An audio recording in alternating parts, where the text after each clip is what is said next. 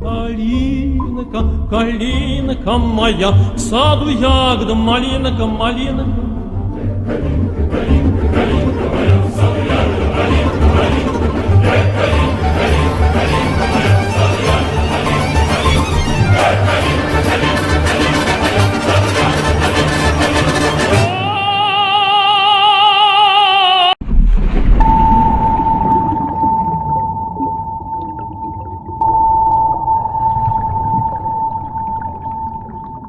In this video, we will analyze the following topics.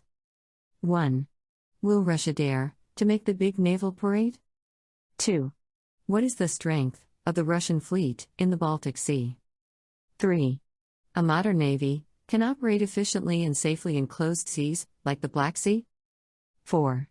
Is there a future for large warships on a modern battlefield? Wednesday, May 31, 2023.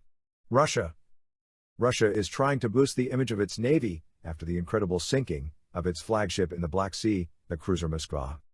Imagine what could happen if a nuclear reactor, like most Russian submarines, powered the ship. News is constantly arriving from the Baltic Sea, which may soon occupy us along with Kaliningrad and Transnistria. APU began using small kamikaze drones with a flight range of up to 400 kilometers. Even though Russia failed to organize the Victory Day parade on May 9 this year, presenting only one T-34 tank in the country's central square.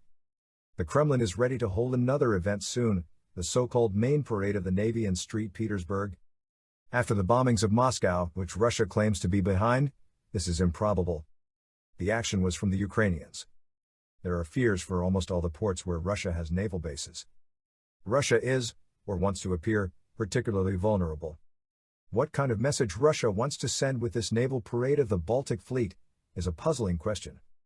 The safety of such a sea force in a real war is measured by how quickly a tactical missile can reach and hit these ships.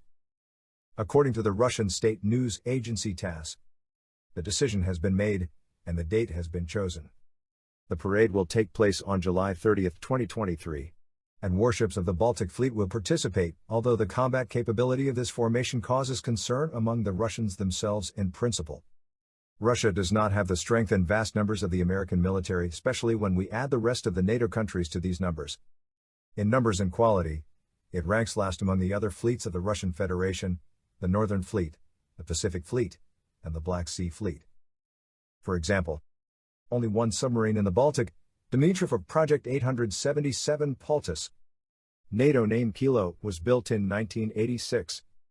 Although it is fair to note that the shallow waters of the Baltic Sea are not hospitable to submarines in general.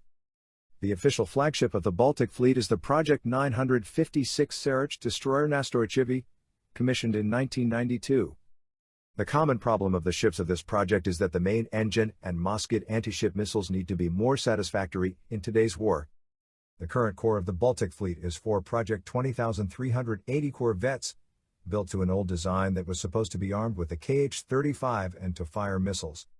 While universal launch silos, compatible with Caliber and Onyx missiles, were installed only on 3 Buyan M-class corvettes, and also on 3 Project 22,800 Karakurt corvettes. The main problem facing the Baltic Fleet of the Russian Federation is the varied geography of the Baltic Sea. After Finland joined NATO, it eventually became the alliance's inland sea. In addition, all the bases of the Russian Baltic Fleet, Kronstadt and Baltisk in the Kaliningrad region, are now close to tactical weapons. And, of course, there is no place for ships to hide in the Baltic. In this light, if an all-out war breaks out, the entire Baltic Fleet will only have as much time as short-range missiles to reach ships and coastal infrastructure. Moreover, even deploying sea mines in the corridors would be enough to keep the entire Baltic Fleet at bay.